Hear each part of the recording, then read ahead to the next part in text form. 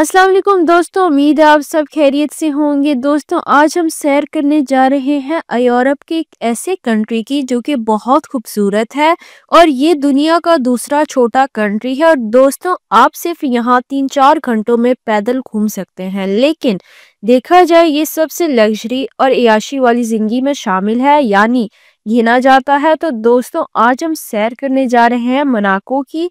यहाँ की luxury life कैसे है, यहाँ पर अरबपति क्यों है, ये मुल्क अमीर तरीन लिस्ट में क्यों गिना जाता है, इसके खूबसूरत मकामात कौन से हैं और इसकी तारीख क्या है, यहाँ पर कौन सी जॉब अवेलेबल है और नेशनलिटी कैसे ले सकते हैं, ये सब जानेंगे आज की वीडियो में।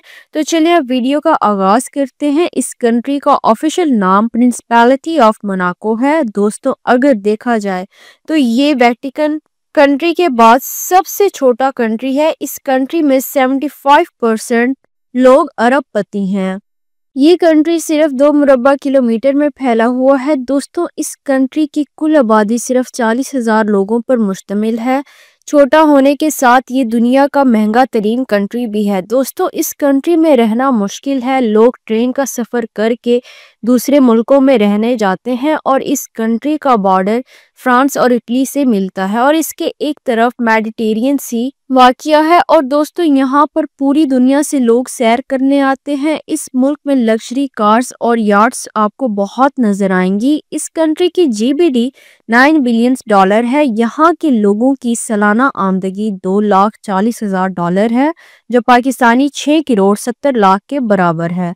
मतलब यहाँ हर कोई करोड़पति है। ये छोटा सा कंट्री कैसे इतना अमीर है। इस कंट्री की आमदनी का सबसे बड़ा जरिया गेमिंग और गैम्बलिंग है। यहाँ पर टैक्सेस भी फ्री हैं और दुनिया के बिलियनियर्स अपना पैसा इस मुल्क में लेकर आते हैं।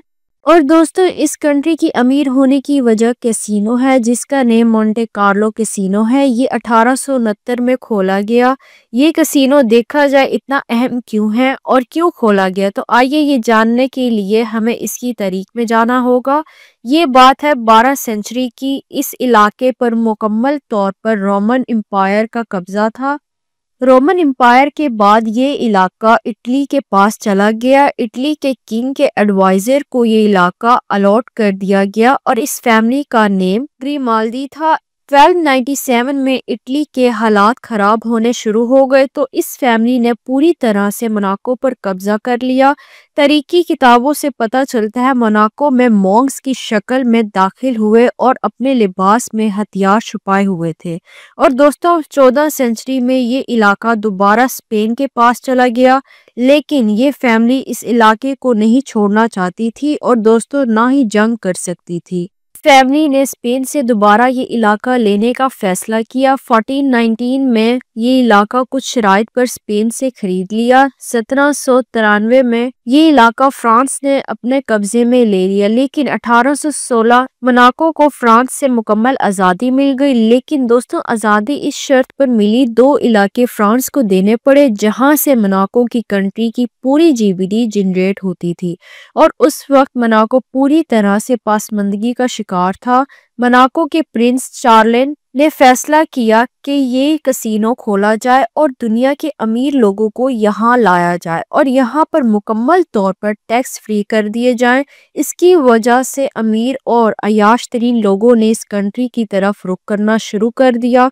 अगर दोस्तों देखा जाए ये कंट्री बहुत खूबसूरत है।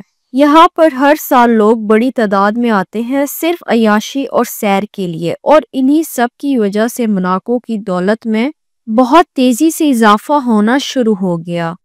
इस मुल्क में इतनी दौलत जमा हो गई कि अवाम से टैक्स लेने की ज़रूरत ही नहीं पड़ी, और आज भी अगर देखा जाए तो ऐसा ही चल रहा है। इस कंट्री में बेरोज़गारी सिर्फ 2% है।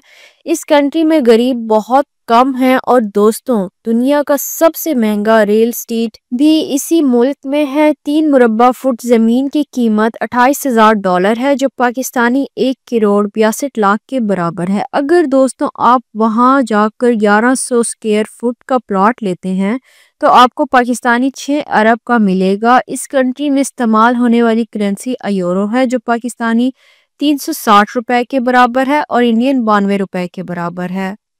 اور دنیا کا سب سے مہنگا پینٹ ہاؤس بھی اسی ملک میں ہے اور جس کی مالیت $335 ملین ہے۔ یہ پینٹ ہاؤس اوڈین ٹاور میں بنایا گیا ہے اور اس کنٹری میں فارمولا 1 ریس بھی گیم کھیلی جاتی ہے اور اس گیم کو دیکھنے کے لیے پوری دنیا سے امیر لوگ دیکھنے آتے ہیں اور اس کنٹری میں نیشنلٹی صرف ڈینیس کو ہی ملتی ہے اور دوستوں آپ کو بینک میں $5 لاکھ جمع کروانے پڑیں گے۔ اس کے بعد آپ پراپرٹی بھی خریدیں اور آپ کے پاس نوکری یا بزنس بھی ہونا چاہیے اور دوستوں آپ کو اس کے بعد 3 سال کا آپ کو ریزیڈنس کارڈ بھی ملے گا اور 10 سال بعد پرنس کی مرضی سے آپ کو نیشنلٹی بھی مل جائے گی۔ اس کنٹری میں آپ کو ایئرپورٹ نہیں ملے گا۔ آپ سوچ رہے ہوں گے پھر اس کنٹری میں کیسے جا سکتے ہیں؟ اس کے لیے آپ کو فرانس کے ایئرپورٹ پر آنا پڑے گا اور وہاں سے بس، ٹیکسی یا ٹرین پر بیٹھ کر مناکو آنا پڑے گا۔ دوستوں دیکھا جائے تو 40,000 آبادی میں سے 20% لوگ مناکو کے ہیں، باقی دوسرے ممالک سے آ کر آباد ہوئے ہیں۔ دوستوں آپ کو یہ بھی بتاتی چلوں مناکو کی اپنی کوئی آرمی نہیں، لیکن فرانس کی آرمی مناکو کے دفاع دیکھتی ہے اور دوستوں فرانس اور ان کا ایک ایگریمنٹ ہوا ہے، اگر یہ فیملی ختم ہو جائے تو یہ کنٹری فرانس کا حصہ بن جائے گی۔ دوستوں یہ کنٹری بہت امیر ہے اور خوبصورت بھی اور یہاں کرائم کی شرح بھی کم ہے اور اسی وجہ سے یہ ملک محفوظ ترین ہے اور اس ملک کا کوئی کیپٹل نہیں ہے، یہ خود ہی کیپٹل بھی ہے اور ملک بھی ہے۔ دوستوں آپ کو مناکو میں ایک بھی مسجد نہیں ملے گی، یہاں پر 80 افراد مسلمان ہیں اور 80% آبادی کیتھولک کی ہے اور اس کنٹری میں زیادہ تر اٹالین، فرینچ اور انگلش بولی جاتی ہے، لیکن آفیشل زبان مونٹیگسکیو یہ زبان لوگ بہت کم بولتے ہیں۔ دوستوں مناکو یورپین یونین کا رکن ہے اور ثقافتی لحاظ سے بھی یہ کنٹری بہت اہم ہے۔ دوستوں اس کی آبادی تو 90,000 ہے لیکن ٹورسٹ 90 لاکھ ہر سال آتے ہیں۔